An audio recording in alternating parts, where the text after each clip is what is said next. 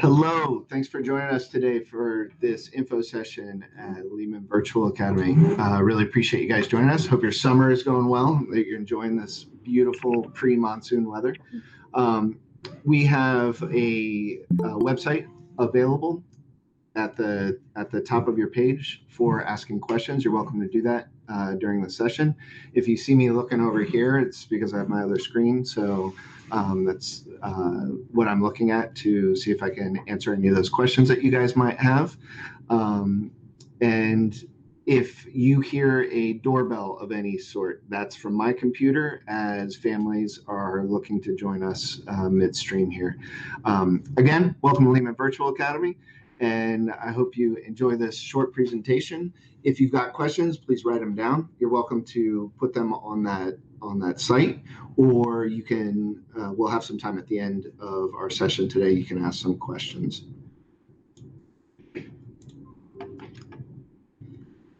Our mission here at Leman is to offer a rigorous classical education based on the traditions of Western culture, where all disciplines are interrelated, allowing scholars the ability to think critically and independently. We purpose to partner with supportive parents to pursue excellence, provide a safe and challenging environment, digital environment, and instill morals and values in order to produce tomorrow's leaders today. In looking at our classical education, we really look at the voices from history and to see how they have influenced our world today. Three of my favorite voices from history are Socrates, Alexander Pope, and then Charlotte Mason. Charlotte Mason said that an observant child should be put in the way of things worth observing. In relation to that, Socrates said that wisdom begins in wonder, and you can see how those two things kind of go together. Our desire is to really get our kids to ask questions, to get our scholars to explore and learn in that exploration process. Alexander Pope said that a little learning is a dangerous thing, and we should drink deep or taste not that Pierian spring. I love that line from his poem because it really gets at the heart of what we're doing. We're not looking for kids to have answers to questions. We're not looking for kids to know if it's A, B, C, or D. We're wanting our kids to really dig in and see what is education all about and develop a love for learning. That's really our vision as a virtual academy, to take scholars who have needs and provide them an opportunity where they can develop a love for education. Dr. Kevin Leman is our founder, and he's written over 60 best-selling books. Have a New Kid by Friday, the Birth Order book. If you're not familiar with Dr. Leman, I highly recommend taking some time and enjoying his writing. Balance of humor and intelligence in his work is just fascinating reads. And you'll see a lot of that influence in the way that we handle our curriculum and the way that we handle discipline in our school environment.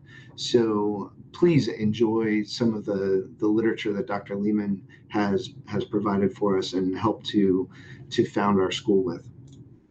I want to take a second and talk through what sets us apart in Leman Virtual Academy. First of all is our classical education. We'll talk a little bit about what that means today. We have a flexible schedule that really allows families to cultivate an environment at home for education that's going to best fit each scholar. We thrive on relationships here. You're going to see that your scholars have the opportunity to meet with their teachers on a regular basis, and that relationship is a huge piece to the puzzle of learning. Parent education is something that I'm excited about. Being able to provide an opportunity for families to meet with the principal, Mrs. Caesar, and then also be able to get ideas of how to best serve their kids at home and be able to recognize if we change these things, we'd have a better experience. If we did less of this or more of this, those are the things that we're excited to bring to you from the school to develop a relationship and a partnership with the families. Virtues and values will always be a part of what we do at Leman. It's not something that we'll shy away from. Each month, uh, as an entire district. So through all of our 7 brick and mortar schools and our virtual academy, we look at the same values and virtues across the district in each month. And so what we'll do is in our literature that we're studying, we will look at the value of courage or the value of loyalty. And we'll talk about how the characters are demonstrating that in those pieces of literature and then how we can apply that in real life. You'll see that throughout the year as we go through our curriculum. We want to build caring citizens that are looking outward, not just inward. We want to help scholars develop perseverance, respect, responsibility, trustworthiness. We're going to talk through a couple pillars here of who we are as a school, as a district, and what sets us apart. The first pillar is our classical education, where we're teaching values and virtues, where we are taking all of our curriculum as best we can, and we are realigning it so that when we are in history class, we're learning about the time period that we're reading about in literature class, that we're studying about in art class. So there's an overarching theme of history that flows through our curriculum. It's a little bit different than a traditional school setting where they might be studying social studies or geography. We are taking those disciplines and we are navigating through a timeline of history to accomplish those ends. We have a child-centered approach where the kids are really doing a lot of discovery, where they are learning not on their own, but for their own. Our teachers who will be influential on the day-to-day through our school platform and then through face-to-face meetings like this, they will be providing opportunities for the kids to then go forward and discover learning and new learning. And again, that passion to discover new things and education is paramount in our eyes. Dr. Leman's philosophies are all around the word relationship, developing a partnership with parents. We need you. In this environment specifically, we need parents who are willing to hold their kids accountable. We need parents who are willing to put in the time to help their kids understand what they're learning, to ask them questions, and to make sure that they're participating in school, in their schoolwork, and then in their meetings as well. Our discipline process is not punitive, it's relational, and we're really going to look to get to the heart of issues. Again, our vision with the Virtual Academy is really to help scholars in need discover a love for learning. And that in need piece is different for every scholar. Some scholars have medical needs. Some scholars have travel needs. They may live too far from a good school. Some scholars may have sports needs. We have some scholars who are probably going to be seen in the Olympics in the not too distant future. And their schedules of training and competitions conflict too much with a traditional setting. So we provide an opportunity that really requires a partnership with parents to come alongside of what we're doing so that we can come alongside of what you're doing as a family. Our teachers are empowered to make decisions with curriculum. We've given them guidelines to land in between, but the day-to-day interaction that your scholars will have with the curriculum is going to be guided by the teachers. It's not a canned curriculum. It's not like you can open it up on Monday, do the full month's worth of work in a couple of days, and then have a few weeks off. It's not an environment like that.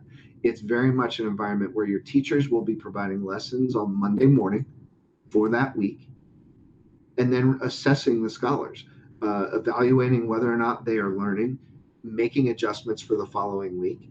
And then that following Monday, you'll have a set of lessons for that week. So within that week, you've got that flexibility for sure. But we really want to encourage scholars to go deeper, not quicker, through the curriculum. Our stages of learning is a component of classical education where we have the grammar stage, the logic stage, and the rhetoric stage. The grammar stage, in kindergarten through 3rd, 4th grade, there's not a hard line, but that's roughly where it would fall. That stage is primarily made up of learning through memorization. learning the rules of things, learning the facts. In fourth through sixth grade, the logic stage, we're getting into middle school range. We are really starting to ask those why questions. Why did this event in history have an impact? And so, as we start to analyze those why questions, you're going to see questions start to change in assessments. You're going to see conversations look very different.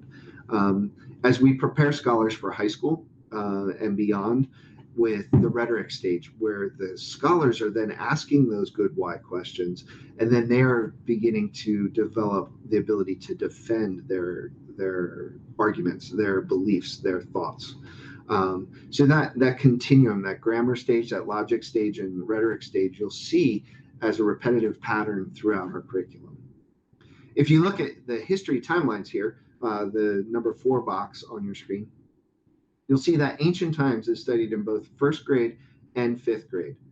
And if you notice, that spans that grammar stage and logic stage. So in first grade, they'll be studying ancient times. They'll be studying a lot of facts, a lot of dates, a lot of information about that time, the geography, where it is in relationship to Arizona. But then in fifth grade, we're going to be digging a lot deeper into those concepts. So if you have a first and a fifth grader, they may be studying the same ideas at the same time of year and be able to really have a great conversation between the two of them, but just on different levels. And so in our structure of curriculum, you'll see that pattern cycle in first and fifth, second and sixth, third and seventh, and then fourth and eighth. It follows in history and in science. So in first grade science, the scholars will be studying biology. In second and sixth, they'll be studying earth space science. Third and seventh will be chemistry.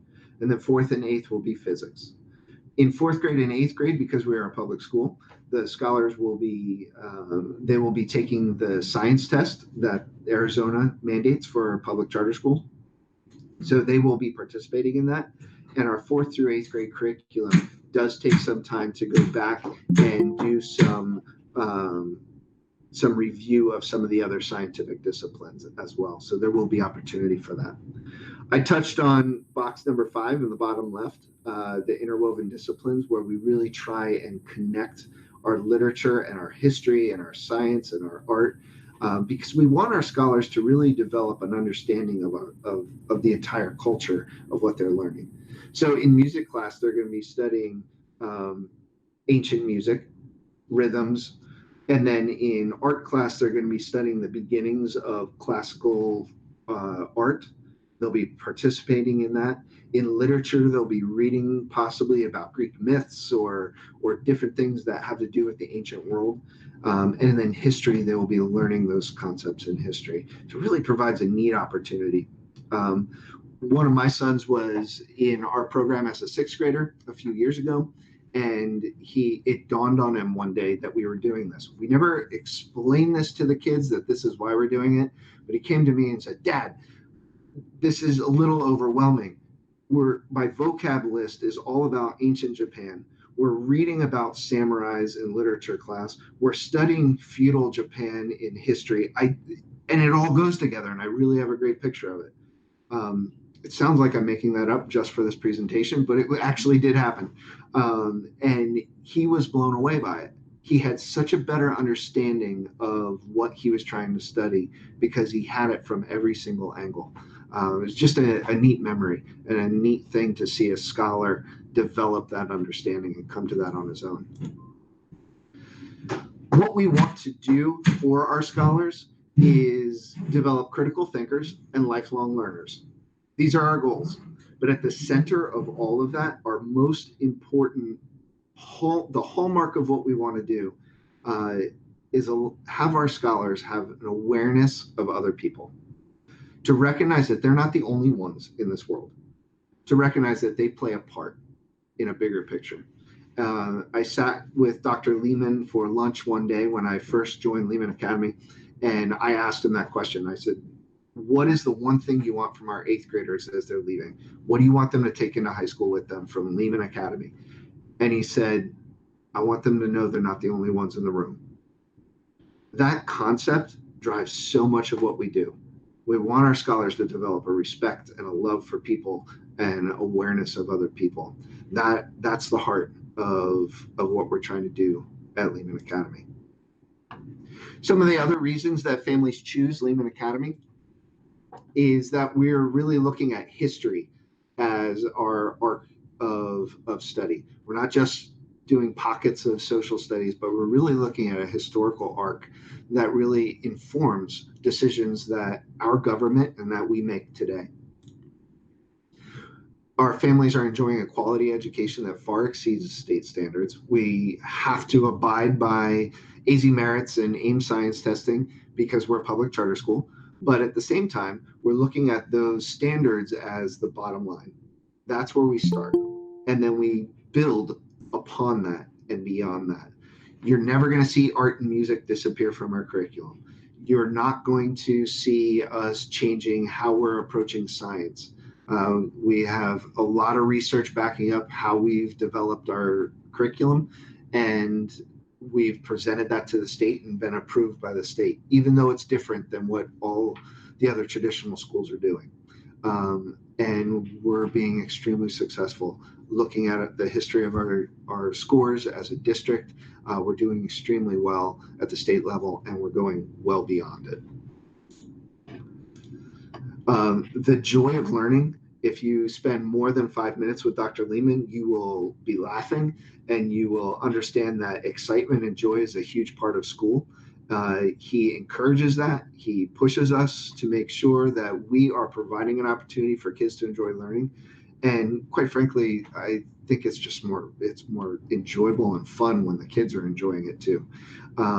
So that is a piece that we have in our hearts for our scholars. The partnership piece with supportive parents is huge. A lot of schools keep parents at an arm distance. We don't want to do that.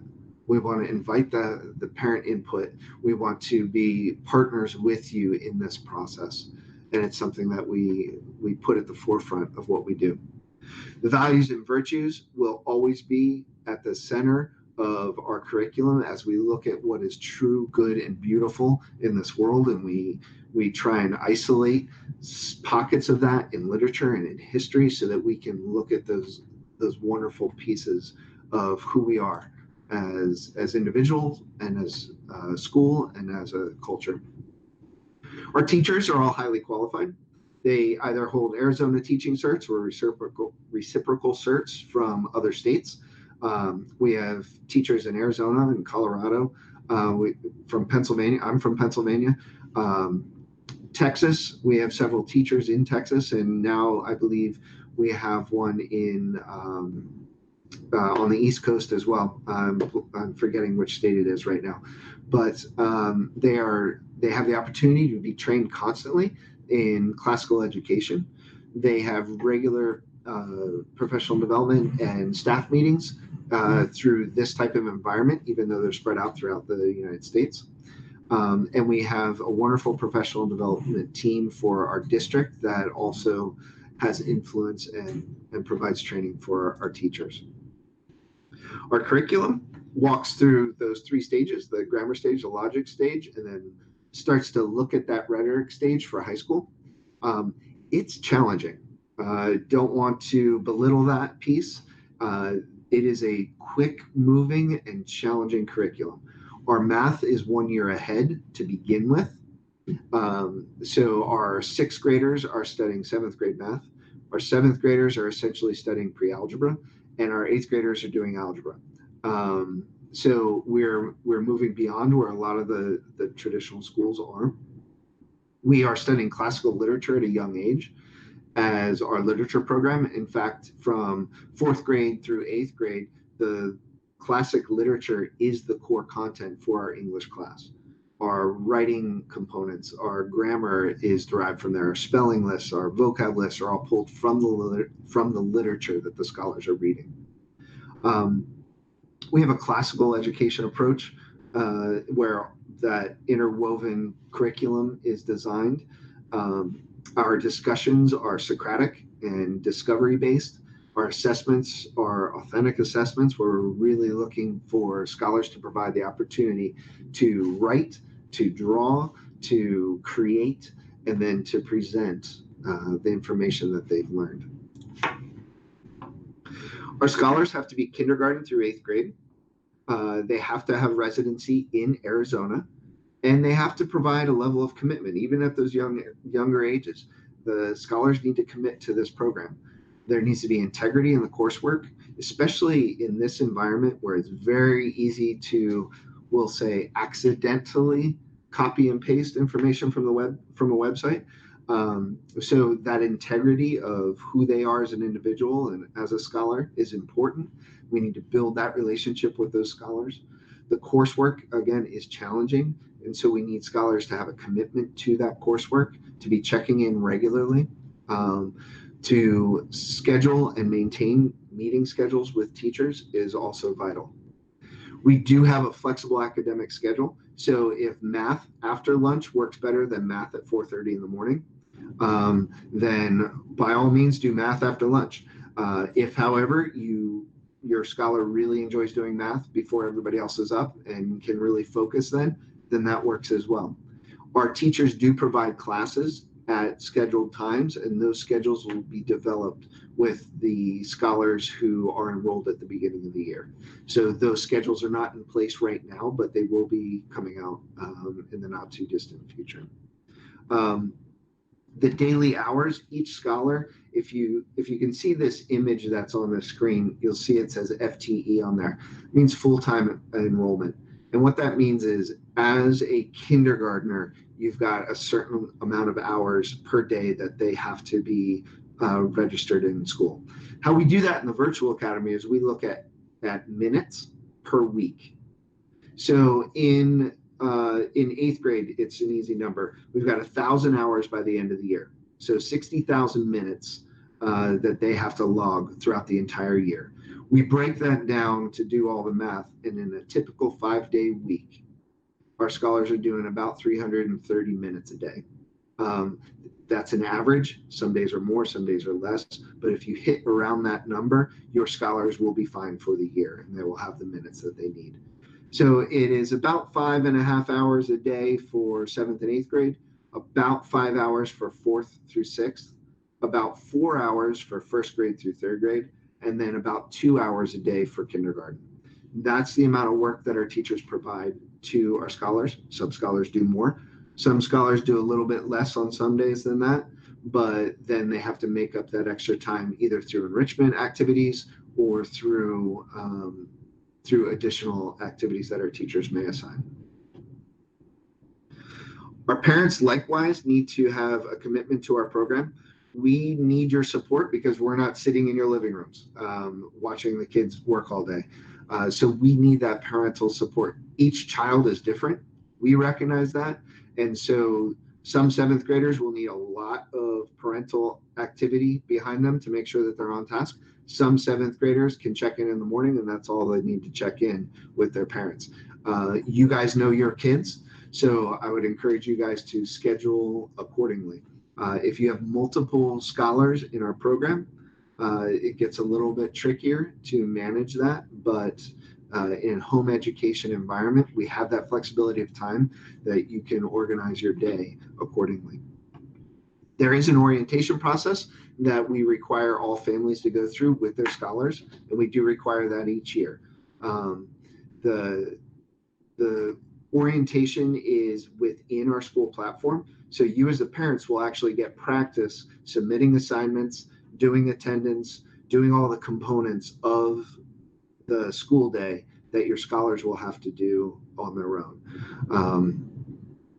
The amount of time that a 1st grade parent has to spend with their 1st grader is obviously going to be a lot more than an 8th grade parent with their 8th grader.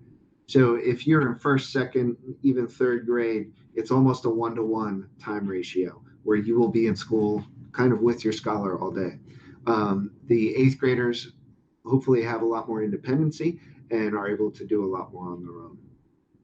Providing oversight for the program obviously is a key component. At home, you will have to provide a computer. You will have to provide internet access, a digital camera, which could be either a traditional digital camera or a smartphone I highly recommend smartphones because there is a great Schoology app that you can upload assignments immediately into the assignment, which is a great feature. You will need a printer, and in 4th through 8th grade, you will need to provide the novels. We have those lists on our website. We need parents who are proactive and who are looking for opportunities to participate and looking for opportunities to work with their scholars and work with their teachers. We have a great PTO that's starting that we would highly recommend more input and more participation from each of our parents. And those pockets are located kind of in 3 major areas of Arizona. So in Tucson, in Sierra Vista, and then in the Phoenix Mesa area, we're starting to gain some momentum there as well. But as we continue to grow, those PTO wings will also continue to grow. It's important that you check your emails regularly, that you monitor assignments and grades in Schoology, which you'll have full access to see live assignments when they're given and when they're assessed and the feedback that's there. You as a parent will be able to oversee all of your scholars' accounts from one screen. So if you have multiple scholars, it saves you from having multiple logins or screens to go into in order to check in on how your scholars are doing grade-wise. The most important thing that we need from you as parents, other than building that relationship, is your commitment to log hours regularly. The state checks us monthly, so we as a school check with parents weekly, and you as a parent need to check with your scholar daily. That allows us to continue to be funded by the state, because that's the primary thing that they check in order to send us payment for our school. So there's a financial piece that's tied to that. But then also we have the responsibility, if we don't have minutes logged from your scholar or for your scholar, then we have to remove them from our program. If we don't have 2 weeks of information logged, we have to withdraw your scholar. At that point, you would have to go through the orientation process to get back in, and go through the whole application process to rejoin the school. So to avoid that, maintain those hours. It's simply through a form online that you would just log those hours. You can do that on a daily basis or on a weekly basis. We are a Google school, so you will be receiving an email account. That Leman family's email account is a Google address that will give you access to our Google Drive, which will give you access to our documents and sheets and slides so that you will be able to participate in school. That email address will also get you into all of our programs. We have a neat program called Clever. I almost said a clever program called Clever, but that's a little redundant. So Clever will know all of your passwords for all the other programs. So it'll be one sign-in, which will be your Leman email address, and then that will take you into all of the programs.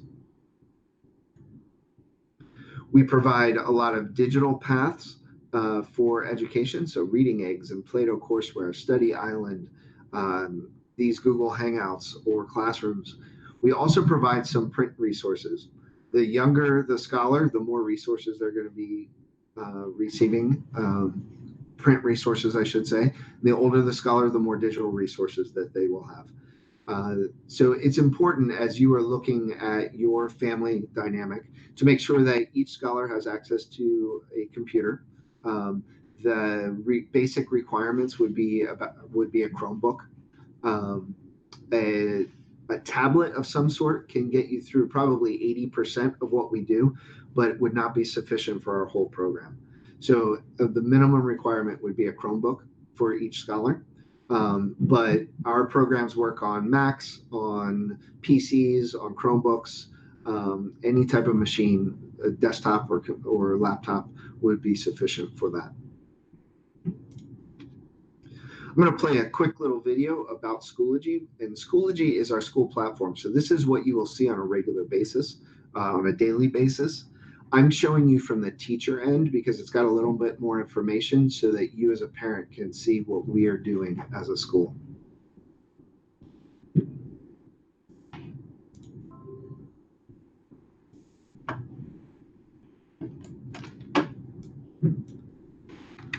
me 1 second to get this pulled up.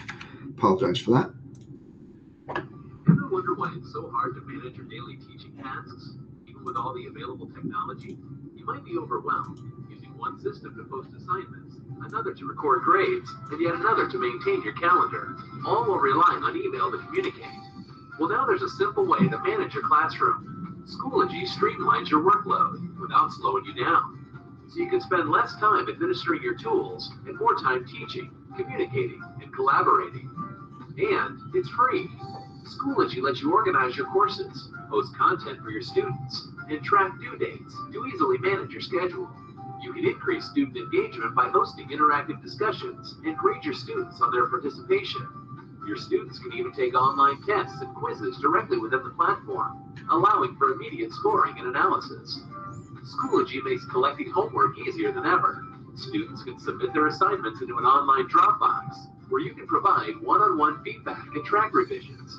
Student activity is automatically captured, saving you time as you record grades, manage attendance, and assess student performance. The secure platform connects classrooms for shared learning, whether they're down the hall, across the country, or around the world.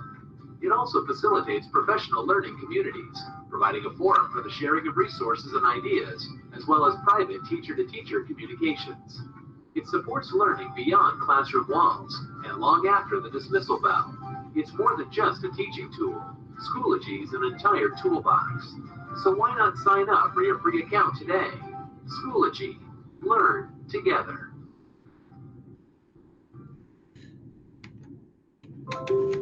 So the platform Schoology is a great resource that we utilize. In Schoology, all of your assignments will be housed. So when you log in, or I should say your scholar logs in, they will be able to see in English language arts that in week 1, they've got 5 assignments.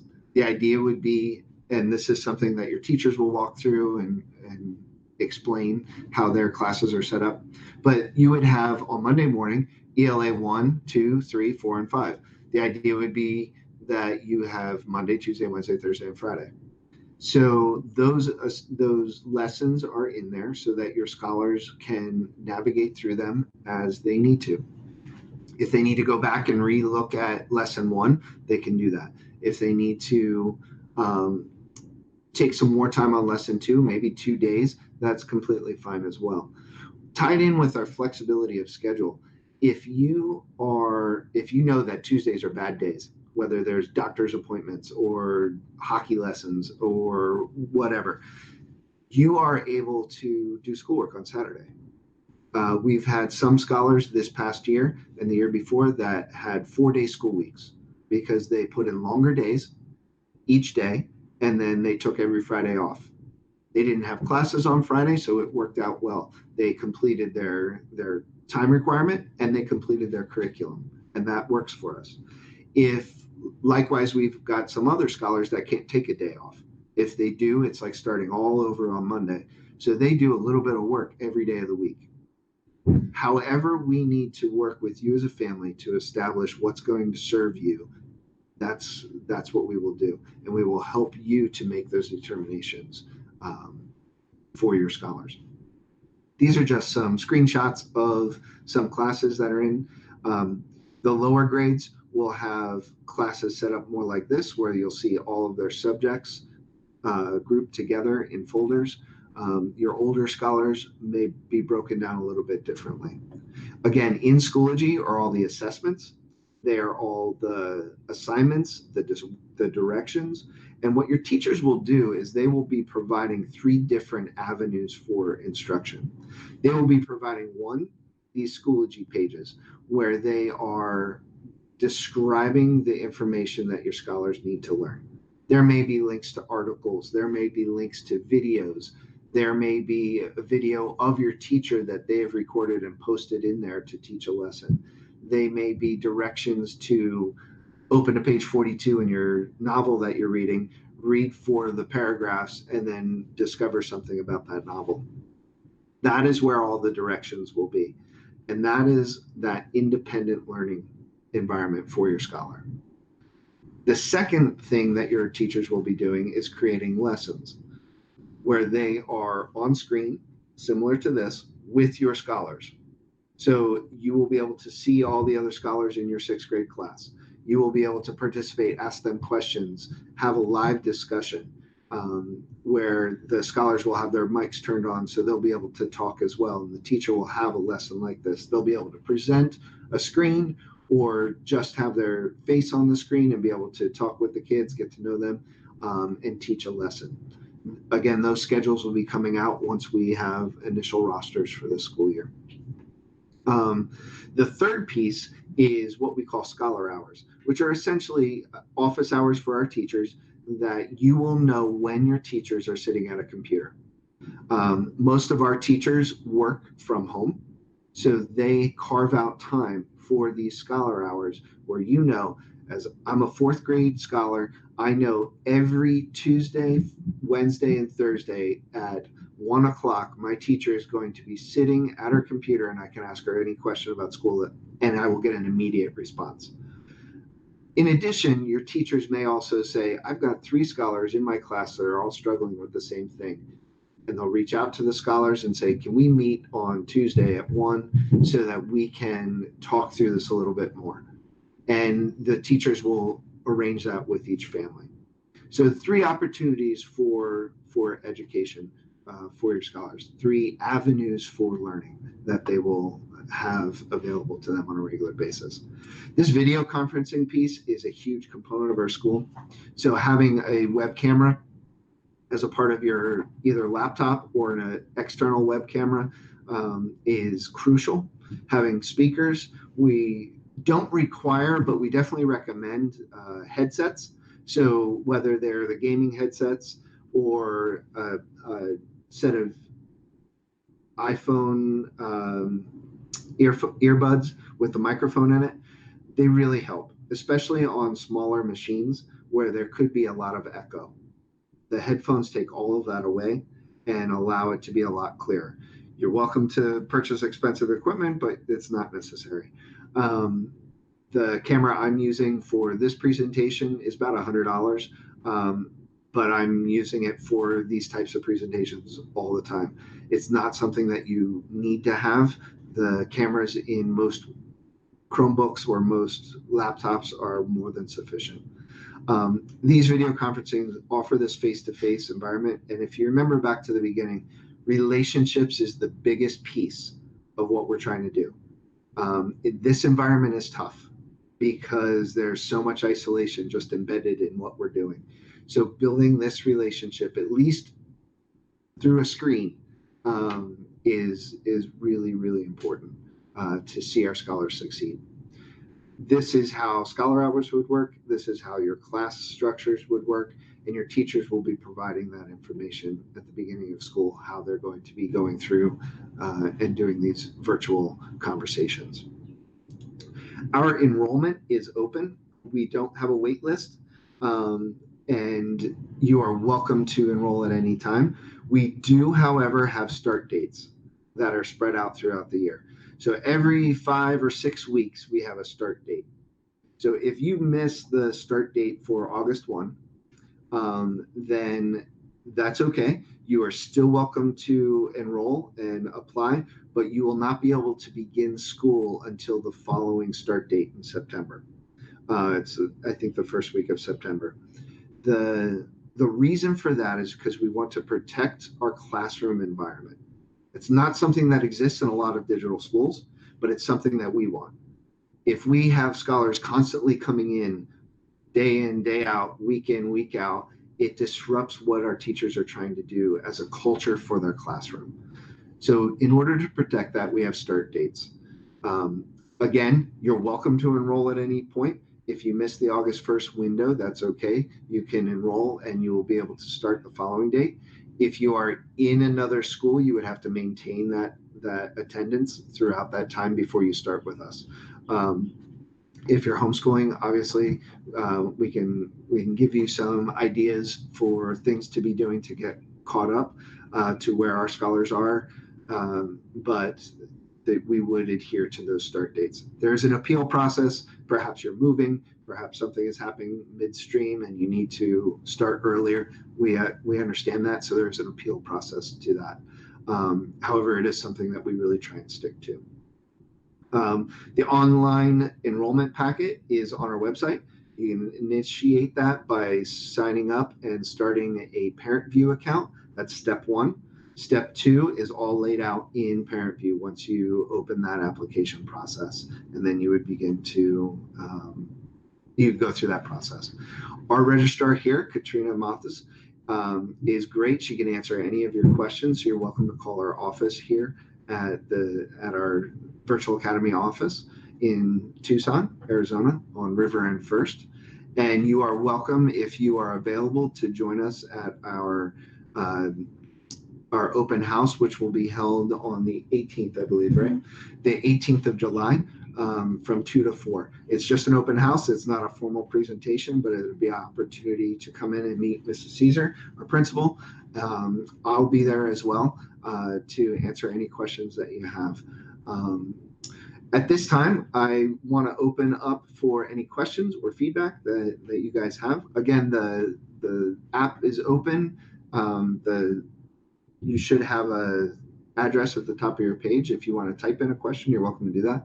If you'd like to unmute your mic, you're welcome to participate as well that way. I want to thank you before we open the floor. I want to thank you all for coming. This is kind of the official close of the meeting. You're welcome to take off, but if you do have questions, I'd love to have you guys stick around and ask some questions. Again, thanks for coming.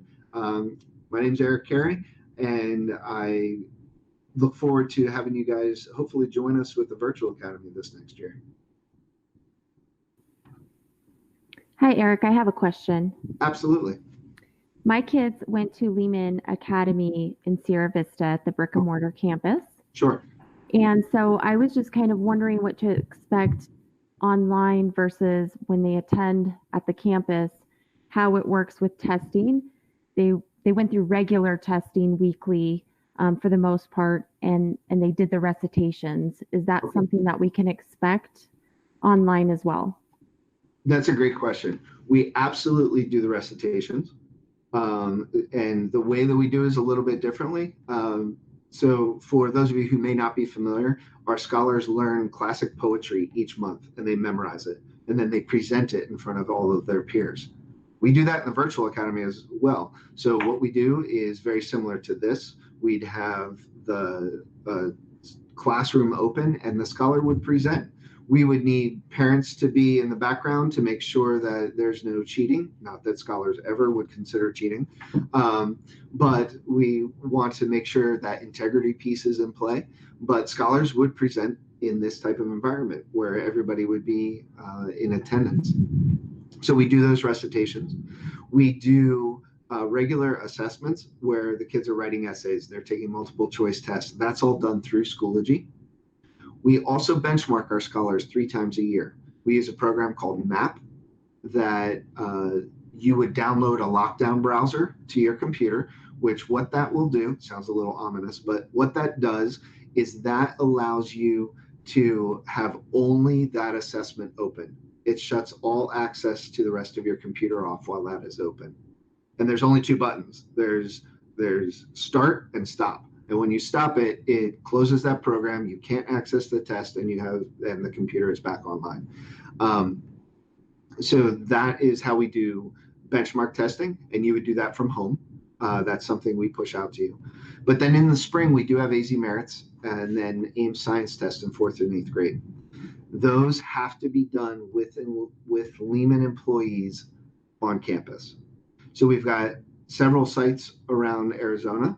And depending on where we have pockets of families, for example, I'm starting to get a lot of buzz up in the Flagstaff area. So we may need to send an employee up to Flagstaff to meet those families up there, maybe meet at a local library or someplace to hold those assessments in that area. But in Sierra Vista, you would go to the Sierra Vista campus to take those tests. Good question, though. Thank you. Thank you. I've got a question for you. I have a 4-year-old who will be turning 5 on August 22nd, and I was curious if that meets the kindergarten age requirement. It meets the requirement for applying for special permission, if I could say it that way. So if the scholar is 5 before August 1st, yes, no brainer, they can enroll for kindergarten. If they're going to be 5 after August 1st, we just need to go through an application process to send to the board. So if you have questions about that, reach out to Katrina so that we can begin that process and collecting the information we need and then organize a screening with our kindergarten teacher. Okay, great. Thank you.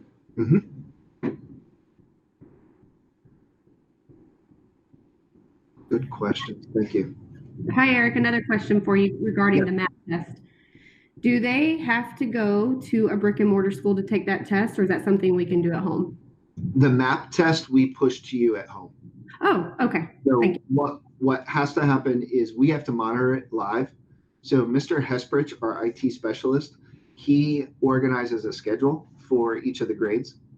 And you have to, that's one of the times in the virtual academy that when we say 9 o'clock, we mean 9 o'clock, because he has to monitor that assessment live. So your scholar would log in at home. He would monitor it on his screen here at the district office. So those times are very important to hit. And that's only 3 times a year that would be essential. Thank you. Yeah. I have another question. Sure. So did you say that the enrollment date for the virtual academy was August 1st as well? Because I know the brick and mortar is starting at that time. August 1st is the first day of lessons for our scholars. The cutoff to enroll is the week before that.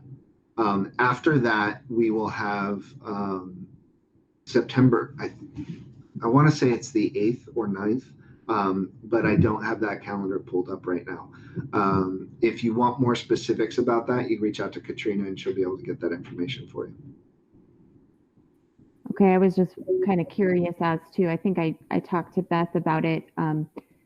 There's that certain downtime sometimes in the class setting where you have half days. And so I was just wondering and curious as to how that works in the online environment, because you get that in the class environment. No, that's a great question. So what we look to do is we mirror a traditional school calendar. But we allow school to happen 24 hours a day, 7 days a week. So what we provide is 180 lessons throughout the year. We organize those lessons according to what a typical school would be like. For those of you not in the Tucson area, February is going to be a little bit weird. In Tucson, we take rodeo holiday as an entire nation, it feels like down here, during that President's Day week in February, where we have Thursday and Friday off. So what we've done for that week is you'll have 3 days of lessons and then 2 days of vacation during that week. Now, if you want to do schoolwork on Thursday and Friday, that's fine, but your teachers may not be available and there won't be new lessons for those days. But you can always go back and do work from the week before that you may need to get caught up on. So you always have that flexibility in order to do schoolwork. Likewise, if you are taking a vacation that's not in our window of vacation, that's a relationship question to build with your teacher and say, this is when we're going on vacation. Can we get the lessons for that week? And then can we work on that during the first week of your winter break? Because we're taking the following 2 weeks as opposed to the 2 weeks that you've allocated. That works completely fine for us. There's a couple windows that we can't change. The AZ Merit window, which we'll be publishing within this year, and the MAP testing windows. Those are pretty set. We can be a little bit flexible on MAP testing as to which day we do, but the window is still pretty tight that we would need your participation in. I hope that answered your question about the calendar. Yes, thank you. Sure.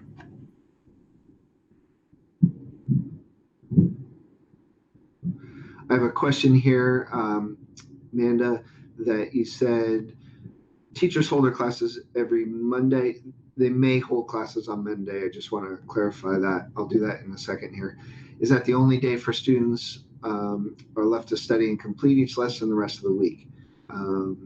I let me back up, and if I misspoke, I apologize. So let me say it again.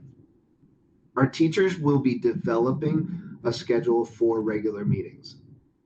Those meetings will be about 45 minutes to an hour long, and they will be roughly 3 or 4 times a week.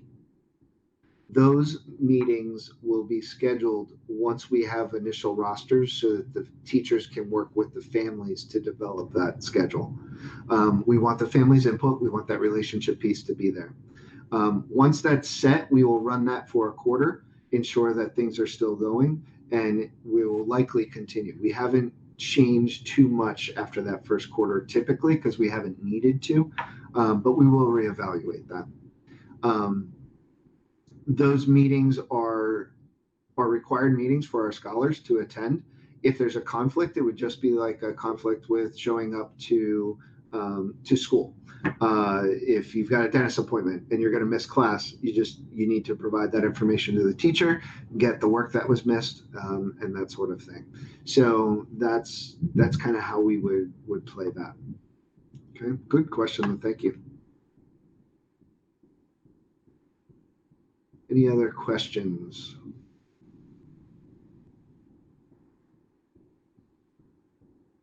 I've got one last question. Excellent. Will there ever be opportunities for our students to maybe go to the brick and mortar school for, any kind of events or extracurricular stuff, just to kind of, be with kids their age and interact? I'm tempted to say no, we want to isolate the virtual academy kids from everyone else, but that would not be nice to say.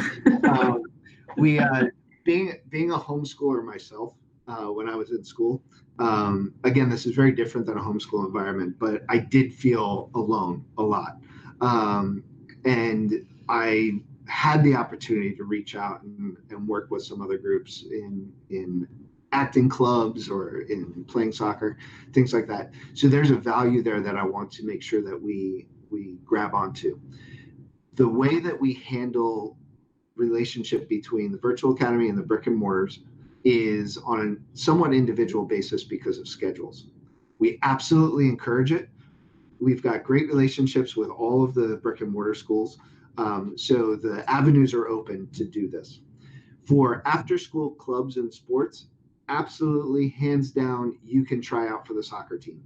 Cool. If there's an after school activity or club, you are part of the Leman family, you can try out, you can apply to be a part of that club. Obviously, if there are tryouts, that's something you would have to make the team. If there are limits on the club sizes, that's something you got to pay attention to make sure that you get your application in on time. No real deference will be given to a brick and mortar scholar over a virtual academy scholar in that environment. As far as during the school day, that's a very different question, and it's on an individual basis with the principal of that brick and mortar school. You can open that conversation so that you can begin discussing what that might be able to look like. But for example, I'm moving from the virtual academy this year into one of the brick and mortar campuses at Oro Valley, and we're just chock full. We're in a construction project. We have a lot of scholars in a small amount of space, and I don't know that we have the room to really open that up for the virtual academy during the school day this year. We do have opportunity after school for the clubs and for the sports, but during the school day, things on my campus are just going to look different this year. Marana is a different story. Likewise with East or Sierra Vista or Mesa. So that's really a relationship that I would like to encourage you to bring up with the principal of the building that you are closest to. Now, that said, if you live in Tucson, you've got 3 options. So if East Side Campus doesn't have the activity, but Marana does, and you're willing to drive that way, you're welcome to apply there for that activity. So it's not like you have to just pick one school that you're going to partner with. So we do have some flexibility with that, and our principals are all on board with that. Awesome. Thank you so much. Absolutely. I have a question here. Does the weekly schedule mirror the brick and mortar school? And then a question about wait lists. So we have it's a tricky situation with the brick and mortar schedule versus the virtual schedule. We follow the same arc of historical timeline, but just like you would in a regular school environment, if you're in third grade in one classroom and then get switched to another third grade classroom, it's going to be a totally new culture. You might be on a different page. You still will be in the same part of history, but we're not dictating to our teachers how they get there. We give them the guidelines, and then we give them the freedom to make that come alive for our scholars. So it may look very differently. If you go from brick and mortar to virtual, or from virtual to brick and mortar, there's a lot of things at play that need to happen. So that would be something to talk to the registrars very carefully about. But within reason, we're studying similar timelines, similar novels at similar times. Some things are a little bit different, so it won't be a seamless transition, but roughly we're studying the same curriculum, we're doing the same recitations. In fact, the work that our teachers are doing in Schoology is the guidelines that our brick and mortar teachers use in their classrooms. So it's almost the opposite question that we need to consider. Are the brick and mortar schools doing what our virtual academy is doing? So I'm really proud of the work that the teachers have done in the virtual academy. They've really helped set a high standard for the rest of the district. So if you decide to join us, please thank those teachers for the work that they're doing.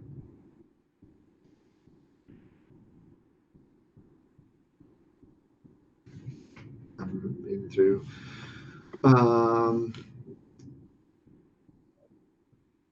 If I have a scholar that needs to. I have a quick question. Yes. Oh, sorry, I didn't mean to interrupt. Just quick question on the teacher instruction times that'll be set for each week. Will those be recorded so that if we aren't able to make that specific time, we could still make that lesson up? We are going to be utilizing a program that will record a session for a week at a time. That will give the opportunity for a scholar to make that up, but those are time stamped. So the scholar will have to do that within that week. The reason behind that is to do just that, give the opportunity for scholars, if there's an unavoidable circumstance that they can't make it to class, that would be great. If we start to notice a pattern of kids not joining in on class, that's something that we'll have to do. We'll have to have that conversation as a team. What's going on? Why is this a reoccurring issue? Is it just a time thing, or are there other things at play? Because the classroom environment, that interaction back and forth between the scholars and the teacher, is so important to success of our kids. We almost see a direct correlation to grades and how much they participate in these virtual sessions. It's not across the board, but it's pretty close. So that interaction piece is super important. I have a question here about, can a scholar transition into the virtual academy mid-year? Absolutely. We don't have a wait list. We close enrollment for the fourth quarter, which is a quarter and a half beyond where most of the brick and mortar schools close their enrollment. But that's just because at the end of the year, we've got AZ merits, we've got the end of the year happening. Obviously, if there's a move into Arizona at that point, that's a different scenario. So there's a little bit of wiggle room. That application process I spoke of earlier applies for that environment as well. But up through really the beginning of April, we can enroll scholars. It does get trickier and more difficult for the families the later in the school year that happens, but it is still doable.